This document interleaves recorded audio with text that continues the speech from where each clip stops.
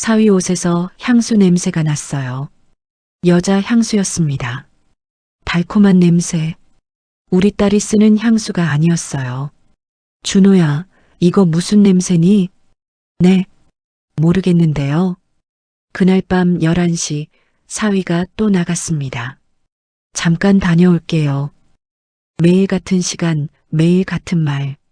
창문 너머로 봤어요. 택시를 타더라고요. 사위의 외투 주머니를 뒤졌습니다. 구겨진 영수증 한 장, 카페 아메리카노 2잔. 한 달 동안 지켜봤어요.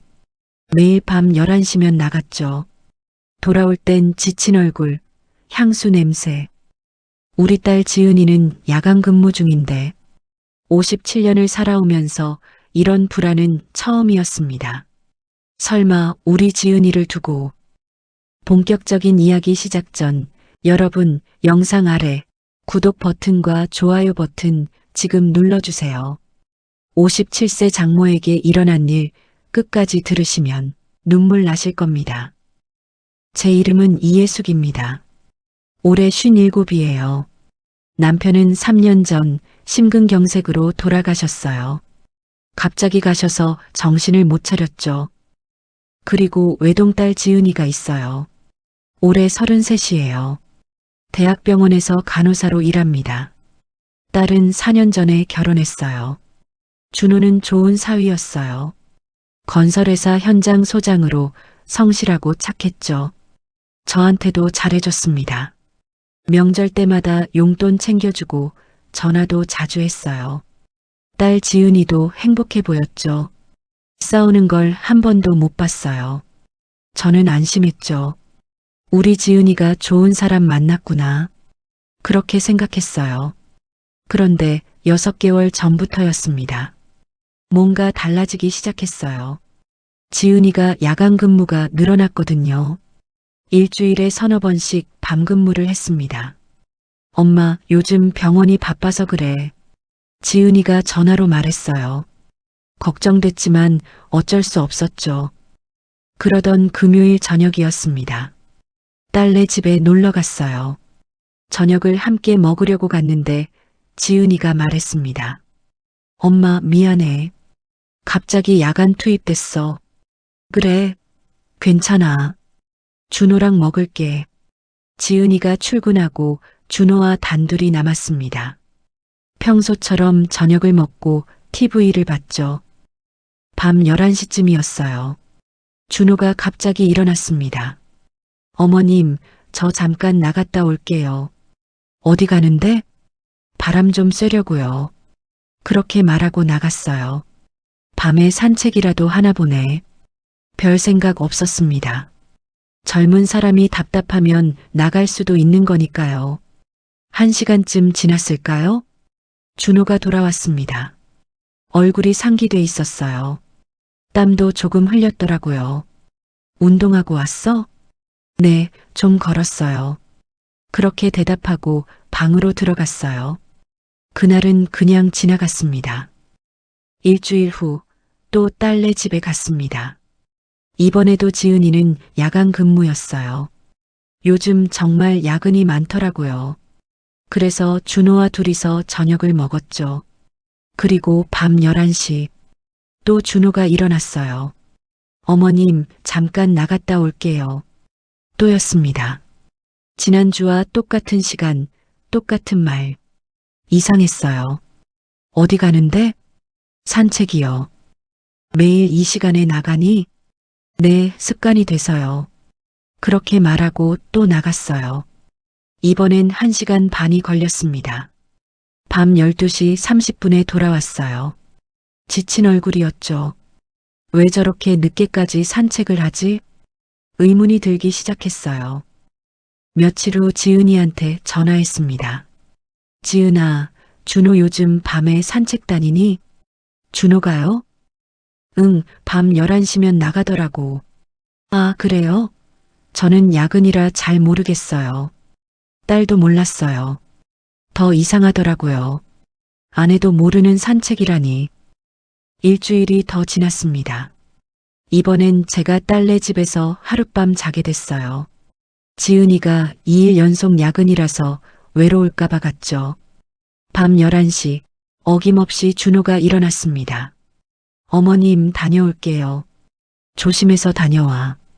이번엔 창문 너머로 지켜봤어요. 아파트 단지를 나가는 준호. 큰 길 쪽으로 걸어가더니 택시를 탔습니다. 산책이 아니잖아. 심장이 쿵했어요. 택시를 타고 어디 가는 걸까요? 밤 11시에 1시간 후 준호가 돌아왔어요. 얼굴이 어두웠습니다. 피곤해 보였어요. 대체 어디 갔다 온 거지? 잠을 이룰 수가 없었어요. 며칠 동안 계속 생각했습니다. 밤마다 외출하는 사위, 딸도 모르는 외출, 택시 타고 어디론가 가는 모습, 혹시 다른 여자? 그 생각이 들자 가슴이 철렁했어요. 아니야, 설마. 우리 준호가 그럴 리 없어. 착한 사위인데. 하지만 의심은 점점 커져갔습니다. 다음 주 사위를 따라가기로 결심했어요. 하지만 사위를 따라간다는 게 말처럼 쉬운 일이 아니었죠. 57년을 살면서 누군가를 미행해 본 적이 없었거든요. 만약 들키면 어쩌지? 머뭇거렸습니다. 하지만 며칠 후 결정적인 일이 생겼어요. 목요일 오후였습니다. 딸네 집 청소를 도와주러 갔어요. 지은이가 야간이라 집이 어질러져 있을 거라고 했거든요. 엄마 고마워. 요즘 정신이 없어서. 괜찮아. 엄마가 해줄게. 지은이는 출근하고 준호는 현장 근무 중이었죠. 혼자서 청소를 시작했어요. 거실부터 침실까지 깨끗하게 닦았습니다. 그러다가 준호 재킷을 옷걸이에 걸려고 들었는데 냄새가 났어요. 향수 냄새였습니다. 달콤하면서도 은은한 냄새. 분명 여자 향수였어요. 이게 뭐지? 코를 대고 다시 맡아봤습니다. 틀림없었어요. 지은이가 쓰는 향수랑 다른 거였어요. 손이 떨렸어요. 재킷 주머니를 뒤적였습니다. 뭔가 나왔어요. 구겨진 영수증이었죠. 따뜻한 아메리카노 2잔 5,000원. 날짜는 어제였습니다. 혼자 산책 간다더니 왜 커피를 2잔? 가슴이 쿵하고 내려앉았어요. 소파에 주저앉았습니다.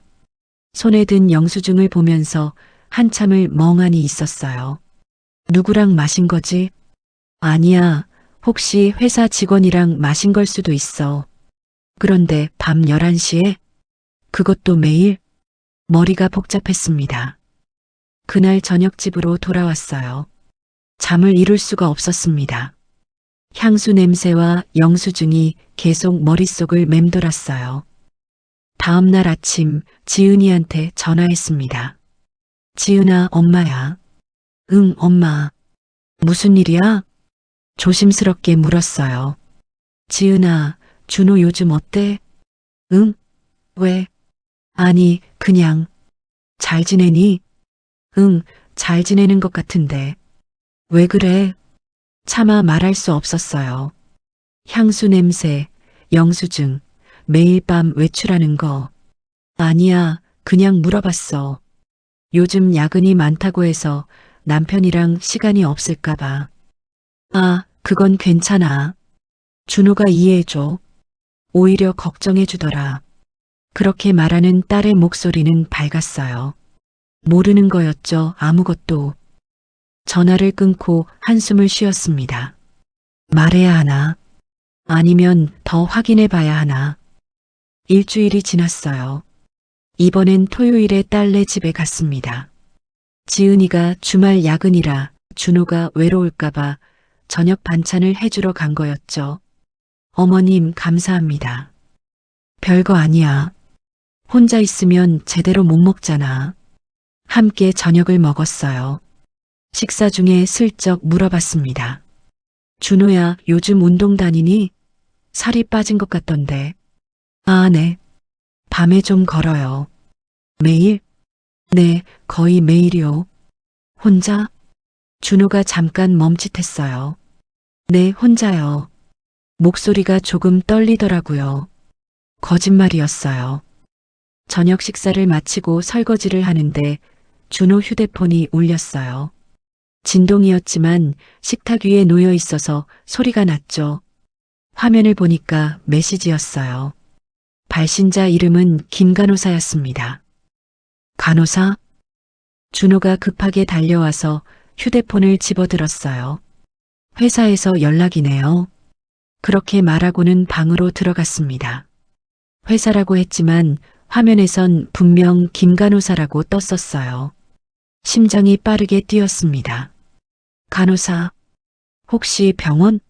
아니면 다른 여자? 화장실에 갔다 오는 척하고 방 앞을 지나갔어요. 문틈 사이로 목소리가 들렸습니다. 네, 내일도 갈게요. 괜찮아요. 시간 괜찮습니다. 11시쯤 도착할게요. 통화를 끝내는 소리가 들렸어요. 거실로 돌아와 소파에 앉았습니다. 손이 떨렸어요. 내일도 갈게요. 11시에. 매일 밤 11시에 외출하는 거랑 맞아떨어졌습니다. 그날 밤 집으로 돌아온 후로 잠을 한숨도 못 잤습니다. 머릿속이 복잡했어요. 향수 냄새, 커피 영수증, 김 간호사, 밤 11시 약속. 모든 게 연결됐습니다. 우리 지은이를 두고 다른 여자를. 눈물이 났어요. 베개를 껴안고 울었습니다. 4년 동안 좋은 사위라고 믿었는데, 지은이가 행복하다고 안심했는데, 어떻게 이럴 수가. 새벽까지 뒤척이다가 해가 떴어요. 거울을 봤습니다. 눈이 퉁퉁 부어 있었죠. 더 이상 미룰 수 없었습니다. 직접 확인해야 했어요. 이대로 있다간 미칠 것 같았거든요. 월요일 아침 결심했습니다. 다음 주 금요일에 사위를 따라가기로, 증거를 확인하기로. 우리 지은이를 위해서라도 진실을 알아야 했으니까요. 과연 사위는 누구를 만나러 가고 있는 걸까요? 금요일이 됐어요. 일주일 내내 이날만 기다렸습니다. 아니, 기다렸다기보다는 두려웠죠. 정말 따라가야 하나. 아침부터 마음이 무거웠어요. 하지만 가야 했습니다. 진실을 알아야 했으니까요. 오후 6시쯤 딸네 집으로 갔어요. 가방에는 모자와 마스크를 챙겨 넣었습니다. 들키지 않으려고요. 초인종을 눌렀어요. 어머님, 어서 오세요. 준호가 문을 열어줬습니다. 평소와 다름없는 얼굴이었어요. 지은이는 저녁 8시에 출근해요. 오늘도 야간이래요.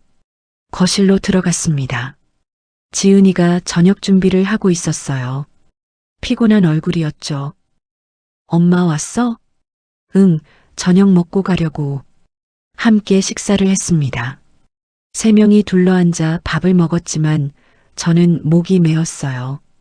딸의 웃는 얼굴을 보니까 가슴이 아팠거든요. 지은아, 엄마가 진실을 밝혀줄게. 8시가 됐어요. 지은이가 출근 준비를 했습니다. 엄마, 내일 아침에 봐. 준호 잘 부탁해. 그래, 조심해서 다녀와. 딸이 나갔어요. 준호와 단둘이 남았습니다. 평소처럼 TV를 켰죠. 하지만 화면이 보이지 않았어요. 시계만 쳐다봤습니다. 9시, 10시, 10시 30분. 시간은 너무 느리게 갔지만 제 심장은 빠르게 뛰었습니다. 손바닥에 땀이 났어요. 10시 50분쯤이었어요. 준호가 일어났습니다. 어머님, 저 좀 나갔다 올게요. 어디 가는데? 산책이요. 금방 올게요. 거짓말이었죠. 저는 이제 알고 있었으니까요. 그래, 다녀와. 준호가 옷을 갈아입었어요. 깔끔한 재킷에 청바지.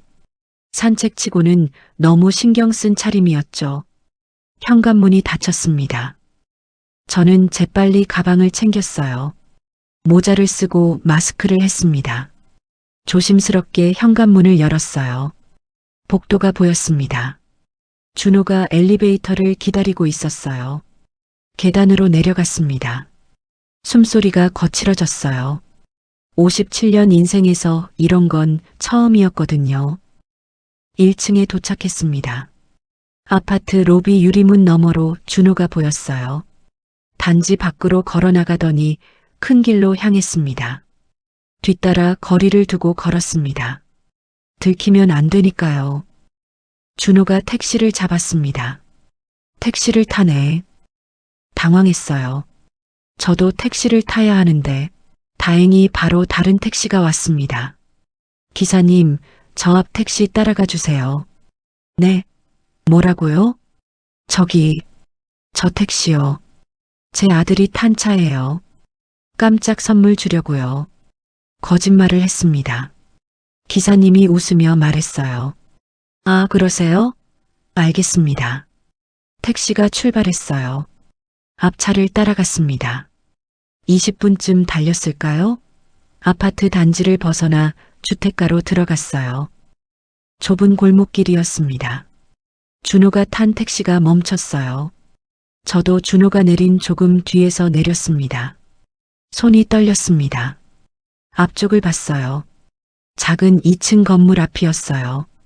간판은 없었죠. 건물 입구에서 준호가 서 있었어요. 누군가를 기다리는 것 같았습니다. 저는 골목 모퉁이 가로수 뒤에서 지켜봤습니다.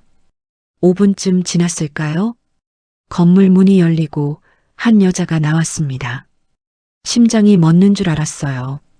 30대 초반으로 보이는 여자였습니다. 간호사복을 입고 있었어요. 하얀 가운에 청진기까지. 간호사, 김 간호사. 휴대폰 메시지에서 봤던 그 간호사 같았죠. 여자가 준호를 보고 손을 흔들었어요. 늦어서 죄송해요. 준호가 웃으며 대답했습니다. 아니에요. 괜찮아요. 둘이 함께 건물 안으로 들어갔어요. 저는 그 자리에 얼어붙었습니다. 진짜였어. 다리에 힘이 풀렸어요. 가로수에 손을 짚고 간신히 서 있었습니다. 눈물이 났습니다. 우리 지은이를 두고 정말 손으로 입을 막았어요. 소리가 날 것 같아서요. 한참을 그렇게 서 있었습니다. 건물을 바라봤어요. 2층 창문에 불이 켜져 있었습니다. 뭘 하고 있는 거지? 가까이 가고 싶었어요. 하지만 다리가 움직이지 않았습니다. 10분쯤 지났을까요? 결심했습니다. 가까이 가봐야겠어. 천천히 건물 쪽으로 걸어갔어요. 1층 현관 유리문 너머로 계단이 보였습니다. 2층으로 올라가는 계단이었죠. 계단 위에서 목소리가 들렸어요. 준호 목소리였습니다. 정말 감사합니다. 괜찮아요. 제가 도와드려야죠. 여자 목소리도 들렸어요. 뭘 도와준다는 거지? 더 가까이 다가갔습니다. 2층에서 또 목소리가 들렸어요. 이번 주 검사 결과는 어떻게 나왔어요? 아직 안 나왔어요. 다음 주에 나온대요. 걱정 많이 되시죠? 네, 많이요. 검사 결과? 무슨 검사? 그때였어요. 여자가 말했습니다. 부인분은 아직 모르시죠? 심장이 쿵했어요. 준호가 대답했습니다. 네, 아직 말 못했어요. 알면 걱정할까봐. 저는 무슨 말인지 이해가 안 됐어요. 떨리는 손으로 현관문 손잡이를 잡았습니다. 올라가야 하나? 아니면 머릿속이 하얘졌어요. 대체 무슨 일이 벌어지고 있는 걸까요? 손잡이를 잡았지만 문을 열 수 없었어요. 온몸이 떨리고 있었죠. 올라가면 뭘 보게 될까? 두려웠어요. 그때 2층에서 또 목소리가 들렸습니다. 치료비는 얼마나 드나요? 준호가 물었어요. 수술비 포함해서 1,000만 원 정도요. 항암 치료까지 하면 더 들 수 있고요. 치료비? 수술비? 누가 아픈 거지? 머릿속이 복잡해졌습니다. 여자가 계속 말했어요. 다행히 초기라서 완치율은 높아요. 걱정 마세요. 그래도 부인한테 말해야 하는 거 아닐까요? 준호 목소리가 떨렸습니다. 그건 선생님이 결정하셔야죠. 하지만 빨리 알리는 게 좋을 것 같아요. 초기, 완치율, 치료? 계단을 내려오는 발소리가 들렸어요. 급하게 건물 옆으로 숨었어요. 현관문이 열렸습니다. 준호와 간호사가 나왔어요. 오늘도 감사합니다. 김 간호사님. 천만에요. 제가 할 수 있는 건 이것밖에 없어서요. 둘이 나란히 걸었습니다. 저는 뒤를 따라갔어요. 골목을 벗어나 큰 길로 나왔습니다. 두 사람이 작은 카페 앞에서 멈췄어요. 여기서 잠깐 이야기할까요? 간호사가 말했습니다. 네, 그러죠. 카페 안으로 들어갔어요. 저는 카페 창문 옆 가로수 뒤에 섰습니다. 창문 너머로 두 사람이 테이블에 앉는 모습이 보였어요. 준호가 커피를 주문했습니다. 아메리카노 2잔이었죠. 역시 그 영수증. 간호사가 가방에서 서류를 꺼냈어요. 두 사람이 서류를 보며 대화했습니다. 무슨 내용인지 궁금했어요. 하지만 여기서는 들리지 않았죠. 10분쯤 지났을까요? 간호사가 펜을 꺼내서 서류에 뭔가 표시했습니다. 준호가 고개를 끄덕이며 듣고 있었어요. 그때였어요. 간호사가 준호 손을 잡았습니다. 심장이 철렁했어요. 저건 뭐야? 두 손을 꼭 잡고 있었습니다. 눈물이 났어요. 정말 그런 사이구나. 손으로 입을 막았습니다. 흐느끼는 소리가 날 것 같아서요. 하지만 계속 지켜봤어요. 준호가 고개를 숙였습니다. 어깨가 떨렸어요. 간호사가 준호 어깨를 토닥였습니다. 위로하는 것처럼 보였죠. 20분쯤 지났을까요? 두 사람이 일어나 카페 밖으로 나왔습니다. 오늘 정말 감사했어요. 준호가 깊게 고개를 숙였습니다. 아니에요.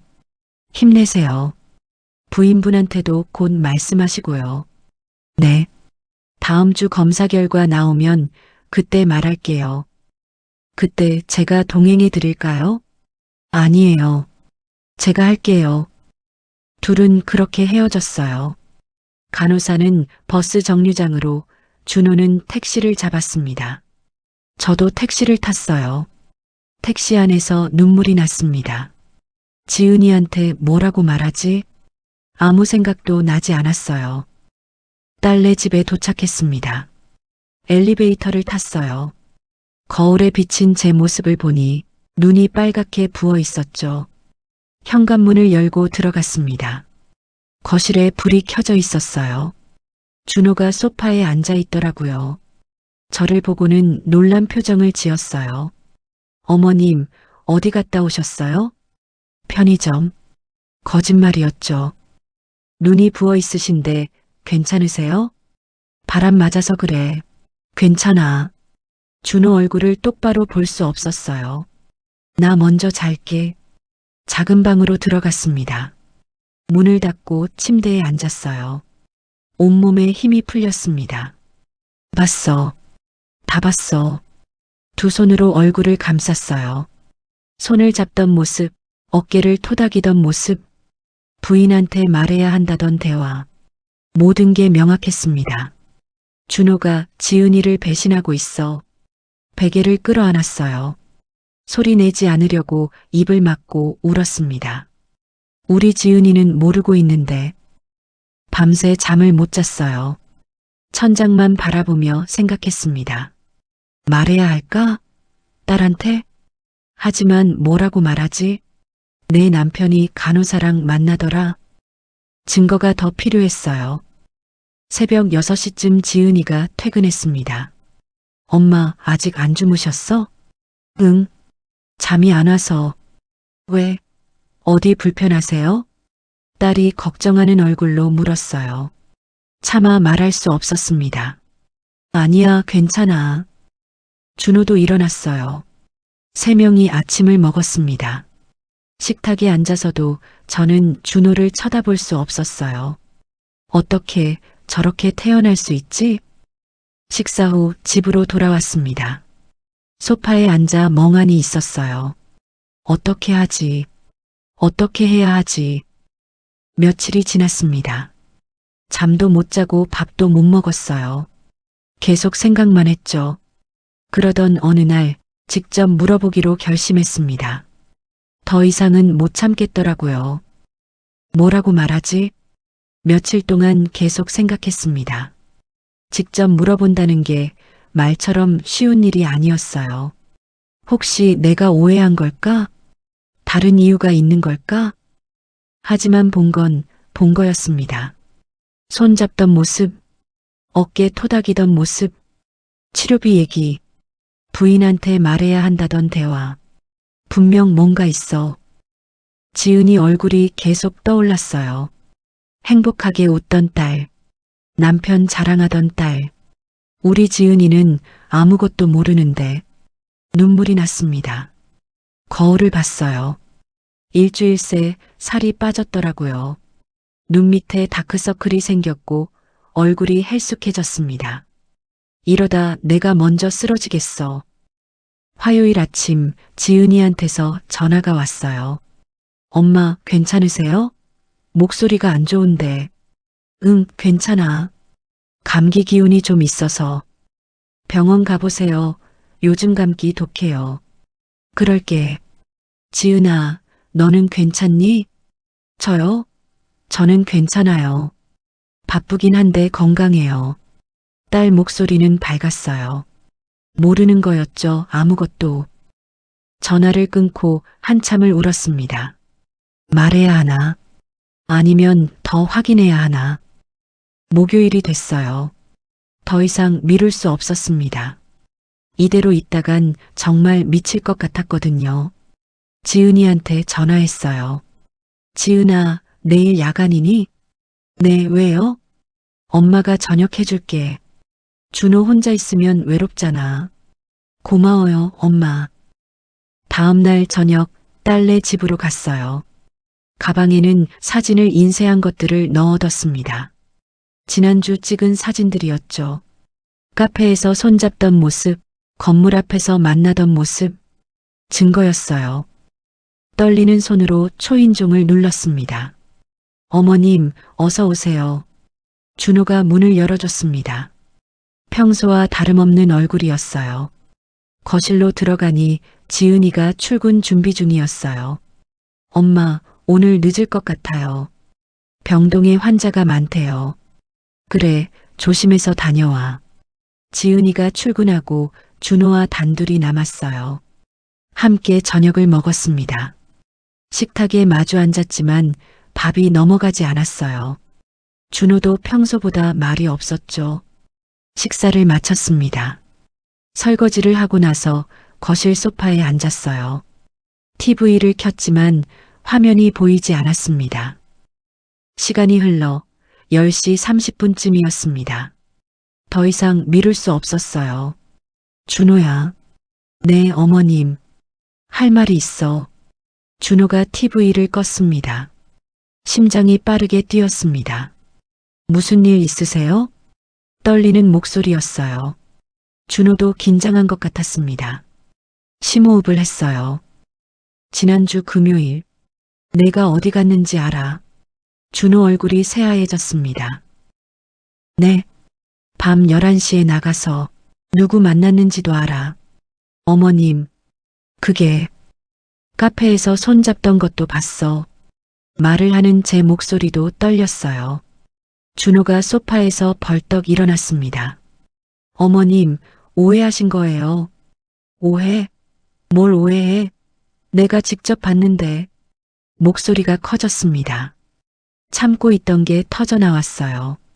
매일 밤 외출하고 향수 냄새 나고 영수증에 커피 2잔. 어머님, 그건 김간호사라는 여자 손잡고 위로해주고 뭐가 오해야. 준호가 무릎을 꿇었습니다. 어머님, 죄송합니다. 그 말을 듣는 순간 눈앞이 캄캄해졌어요. 우리 지은이한테 어떻게 이럴 수 있어? 눈물이 났습니다. 참았던 게 쏟아져 나왔어요. 지은이가 밤마다 야근하는 동안 넌 다른 여자를 만나고 있었어. 어머님, 아니에요. 준호도 울고 있었습니다. 아니긴 뭐가 아냐. 내가 다 봤다니까. 가방에서 사진을 꺼냈어요. 떨리는 손으로 던졌습니다. 사진들이 바닥에 흩어졌어요. 카페에서 손잡은 사진, 건물 앞에서 만난 사진. 준호가 사진을 보고 얼굴을 두 손으로 감쌌습니다. 어머님, 제 말 좀 들어주세요.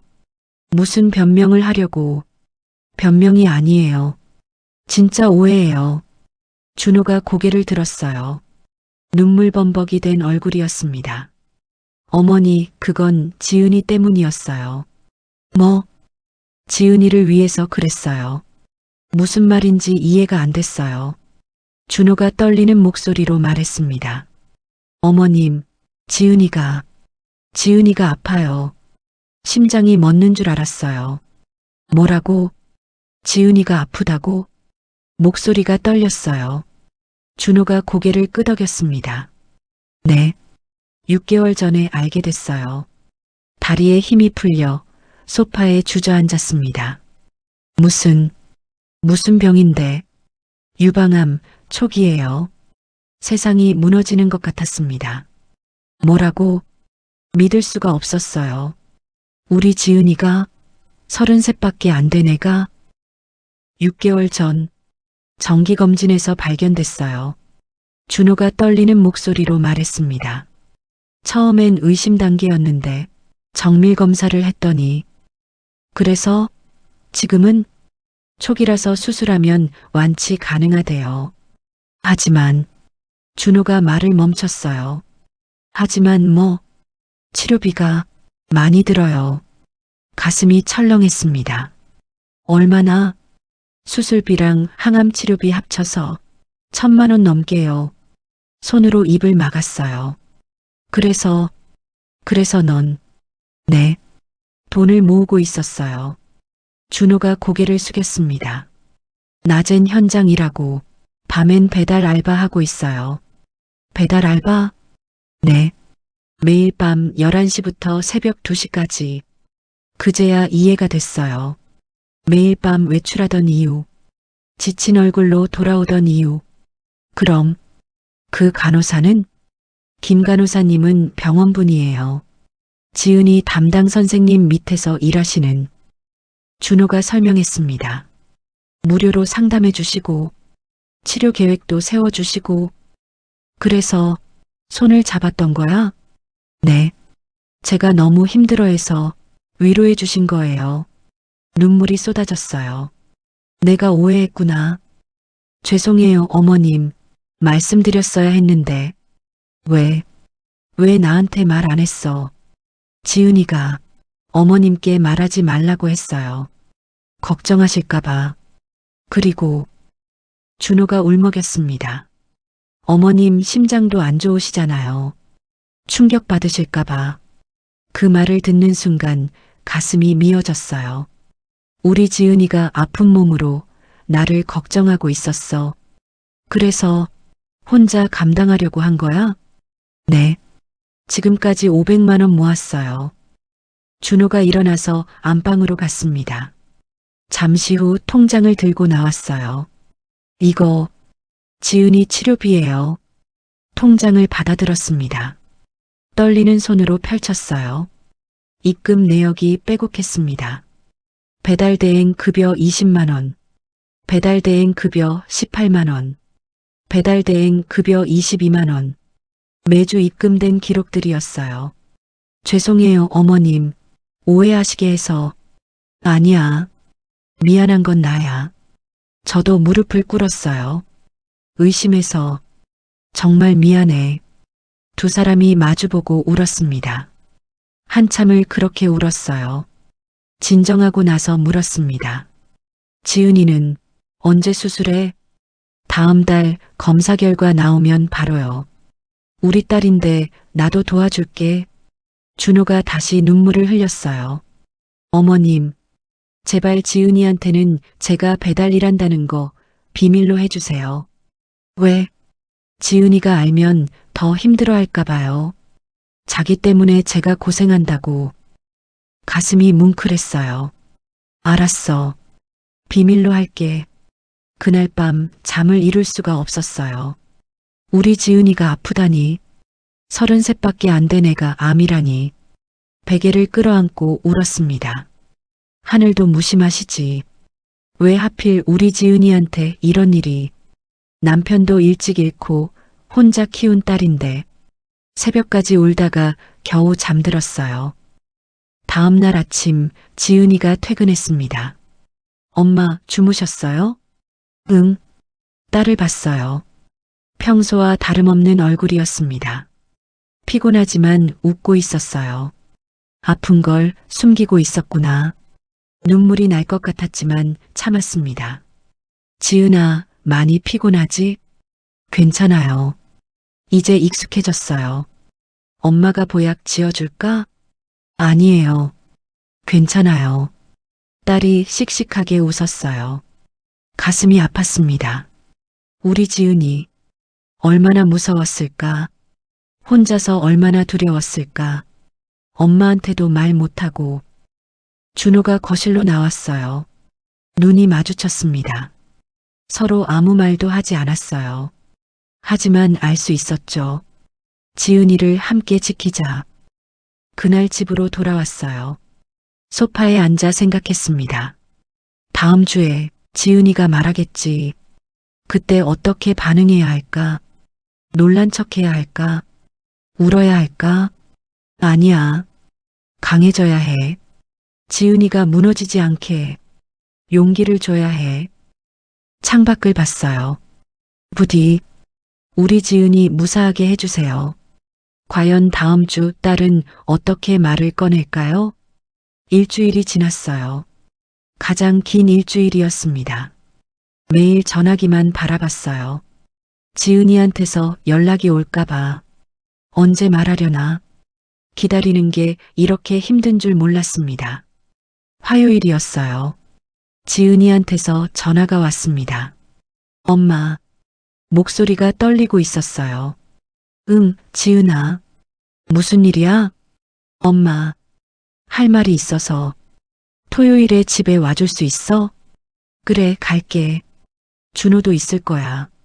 둘 다 있을 때 말하고 싶어서. 심장이 빠르게 뛰었습니다. 드디어 말하려나 봐. 알았어. 토요일에 갈게. 전화를 끊고 한숨을 쉬었어요. 토요일이 됐습니다. 옷을 여러 번 갈아입었어요. 손이 떨려서 단추를 제대로 끼울 수가 없었죠. 강해야 해. 강해져야 해.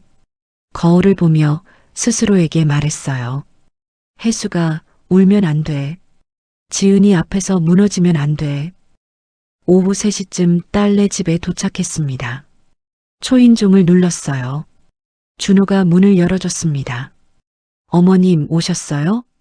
눈빛이 걱정스러워 보였어요. 거실로 들어갔습니다. 지은이가 소파에 앉아 있었어요. 창백한 얼굴이었죠. 딸 옆에 앉았습니다. 지은이 손을 잡았어요. 차가웠습니다. 엄마 나 할 말이 있어.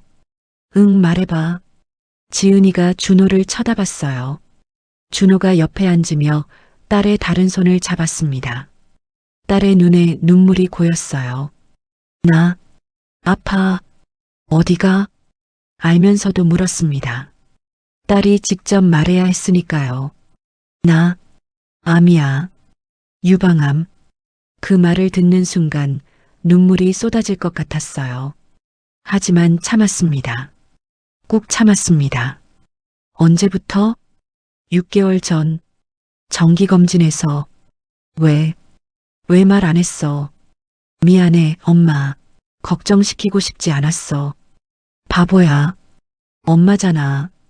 딸을 꼭 안았어요. 지은이가 제 품에서 울기 시작했습니다. 무서웠어, 엄마. 너무 무서웠어. 그래. 무서웠겠다. 딸의 등을 쓰다듬어 줬어요. 혼자 얼마나 두려웠니? 미안해. 말했어야 했는데. 한참을 안고 있었습니다. 진정하고 나서 물었어요. 지금은 어떤데? 준호가 대답했습니다. 초기라서 완치 가능하대요. 수술은 언제? 다음 달 15일이요. 치료비는 저희가 준비하고 있어요. 얼마나 드는데? 지은이가 조심스럽게 말했어요. 1,000만 원 넘게. 그래. 알았어. 딸의 손을 꼭 잡았습니다. 지은아, 엄마 말 잘 들어. 넌 꼭 나을 거야. 초기라며? 수술하면 완치된다며? 응. 의사 선생님이 그러셨어. 그럼 됐어. 우리 이길 거야. 딸이 놀란 표정으로 저를 봤어요. 엄마, 안 놀랐어? 놀랐지. 엄청 놀랐어. 눈물이 났지만 웃으며 말했습니다. 근데 울면 안 되잖아. 지은이가 힘들잖아. 우리 지은이 강한 애야. 간호사잖아. 환자 돌보던 내가 이번엔 환자가 됐지만 딸의 눈물을 닦아줬어요. 엄마가 옆에 있어줄게. 준호도 있고 우리 셋이서 함께 이겨내자. 준호가 고개를 끄덕였습니다. 그날 저녁 셋이 둘러앉았어요. 치료 계획을 세웠습니다. 수술 날짜는 다음 달 15일이고 준호가 달력을 펼쳤습니다. 입원은 일주일 정도요. 수술비는 엄마가 절반 낼게. 어머님, 그건 저희가. 엄마니깐 당연한 거야. 그리고 퇴원하면 우리 집에서 요양해. 엄마 집에서? 응, 엄마가 돌봐줄 거야. 지은이가 울었어요. 고마워, 엄마. 고맙긴. 엄마니까 당연한 거지. 준호도 말했습니다. 저도 휴가 낼게요. 수술 전후로 2주. 그래, 우리 함께 하자. 그날 밤 집으로 돌아왔어요. 침대에 누워 천장을 봤습니다. 다음 달 15일. 한 달도 안 남았어요. 무섭고 불안했지만 동시에 다짐했습니다. 우리 지은이 꼭 지켜낼 거야. 그리고 준호 생각이 났어요. 6개월 동안 밤마다 배달 일하며 치료비 모은 사위. 고마운 사람이야. 정말. 처음엔 오해했지만 이제는 알았습니다. 우리 지은이가 좋은 사람을 만났다는 것을. 다음 날 아침 은행에 갔어요. 정기예금을 해지했습니다. 남편이 남긴 돈이었죠. 이런 날 쓰라고 남겨둔 거겠지. 통장에 500만 원이 찍혔어요. 준호가 모은 500만 원에 제 돈 500만 원. 1,000만 원이 됐습니다. 이제 됐어. 일주일 후 셋이 함께 병원에 갔어요. 담당 의사 선생님을 만났습니다. 가족분들이시군요. 네, 저는 환자 어머니고 이쪽은 남편이에요. 좋습니다. 가족 지지가 중요하거든요. 선생님이 설명했어요. 초기라서 예후가 좋습니다. 수술 후 항암 치료 받으시면 완치율 90% 이상이에요. 정말요? 네, 걱정하지 마세요. 안도했어요. 90% 거의 다 나을 수 있어. 수술 날짜가 확정됐습니다. 2월 15일. 딱 한 달 후였어요. 과연 수술은 잘 될까요? 한 달이 흘렀어요. 길면서도 짧은 시간이었습니다. 2월 14일 수술 전날이었어요. 지은이가 병원에 입원했습니다. 저와 준호가 함께 갔죠. 6인실이에요. 간호사가 안내했어요. 병실에 들어가니 다른 환자분들도 계셨습니다. 모두 수술을 앞둔 분들이었죠. 엄마, 여기 앉아. 지은이가 병상에 앉으며 웃었어요. 하지만 얼굴이 창백했습니다. 무서운 거였죠. 지은아, 괜찮아? 응, 괜찮아. 거짓말이었어요. 손이 차갑게 떨리고 있었거든요. 준호가 손을 잡아줬습니다. 여보, 내가 옆에 있어. 저도 다른 손을 잡았어요. 엄마도 있어. 우리 셋이 함께야. 그날 저녁 병실에서 함께 시간을 보냈습니다. 준호는 보호자 침대에서 저는 의자에서 밤을 샜어요. 지은이가 잠들지 못하고 뒤척였습니다. 엄마, 잠이 안 와. 그럴 줄 알았어. 일어나서 딸 옆에 앉았어요. 머리를 쓰다듬어 줬습니다. 엄마가 어렸을 때 얘기해 줄까? 응. 지은이가 5살 때 말이야. 옛날 이야기를 해줬어요. 딸이 좋아하던 이야기들을. 한참을 그렇게 이야기하다가 지은이가 잠들었습니다. 자는 얼굴을 봤어요. 내일이면 수술이구나. 새벽 5시였습니다. 간호사가 들어왔어요. 김지은 환자분, 수술 준비 시작할게요. 지은이가 깼습니다. 수술복으로 갈아입고 머리에 수술용 모자를 씌웠습니다. 7시 수술실 앞이었습니다.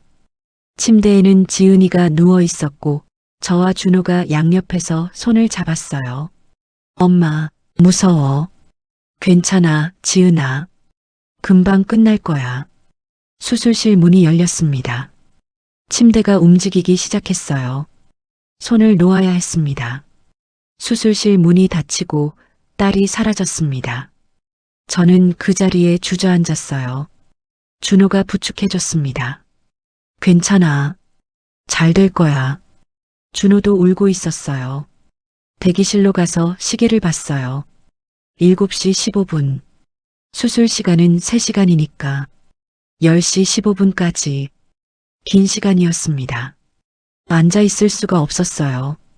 계속 복도를 왔다 갔다 했죠. 준호도 마찬가지였습니다. 시간이 너무 느리게 갔어요. 제발, 제발 무사히. 손을 모아 기도했습니다. 10시 30분이었어요. 수술실 문이 열렸습니다. 의사 선생님이 나오셨어요. 선생님, 수술 잘 끝났습니다. 그 말을 듣는 순간 다리에 힘이 풀렸어요. 정말요? 네, 성공적이었어요. 완전 절제했습니다. 감사합니다. 정말 감사합니다. 준호도 고개를 숙였어요. 30분 후 회복실에서 지은이를 만났습니다. 아직 마취에서 깨어나지 않았어요. 창백한 얼굴이었지만 숨을 쉬고 있었습니다. 지은이 손을 잡았어요. 따뜻했습니다. 살아있어. 우리 지은이가. 눈물이 쏟아졌어요. 1시간 후 지은이가 눈을 떴습니다. 엄마. 응, 지은아. 엄마 여기 있어. 수술 끝났어? 응, 선생님이 성공적이었대. 지은이가 울었어요. 준호도 다가왔습니다. 여보, 고생했어. 준호야. 셋이 손을 맞잡았어요. 우리 이겼어. 그렇게 딸의 긴 싸움이 시작됐습니다. 항암 치료가 시작됐어요. 한 달에 한 번씩 6개월 동안 머리카락이 빠지기 시작했습니다. 엄마, 내 머리. 괜찮아, 지은아. 다시 자랄 거야. 가발을 준비해줬어요. 구토도 심했습니다. 지은아, 조금만 참아.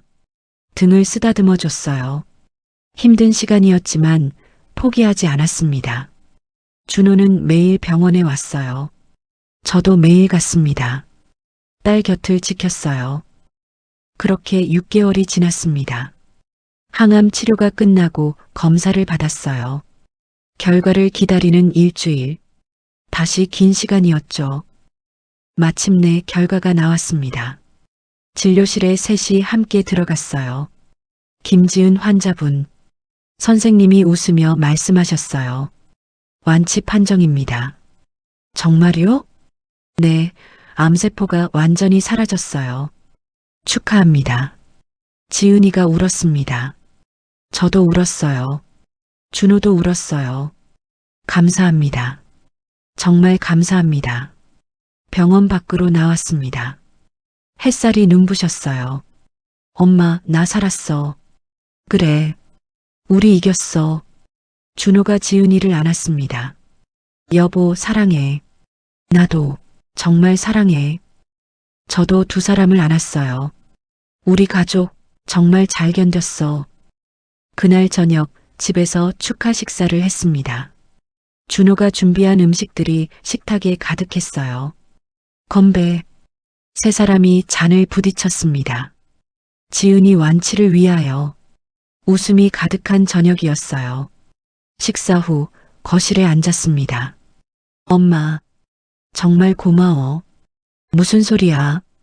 당연한 거지. 준호도 고마워. 나야말로 당신이 있어서 다행이야. 지은이가 말했어요. 사실은 다 알았어. 뭘? 준호가 배달 일한 거. 준호가 놀랐습니다. 어떻게? 한 달 전에 우연히 봤어. 밤에 배달하는 거. 그걸 어떻게 해? 고맙고 미안해서 말 안 한 거야. 지은이가 준호를 안았어요. 정말 고마워. 내 남편. 나야말로 당신 곁에 있어서 행복해. 저는 두 사람을 보며 웃었습니다. 1년이 지났어요. 지은이는 직장에 복귀했습니다. 머리카락도 다시 자랐어요. 더 건강해진 모습이었죠. 준호는 배달 일을 그만뒀습니다. 가족과 함께하는 시간을 더 가지게 됐어요. 어느 일요일 오후였습니다. 세 사람이 공원을 산책했어요. 엄마, 저기 벤치에 앉아요. 앉아서 봄 햇살을 쬐습니다.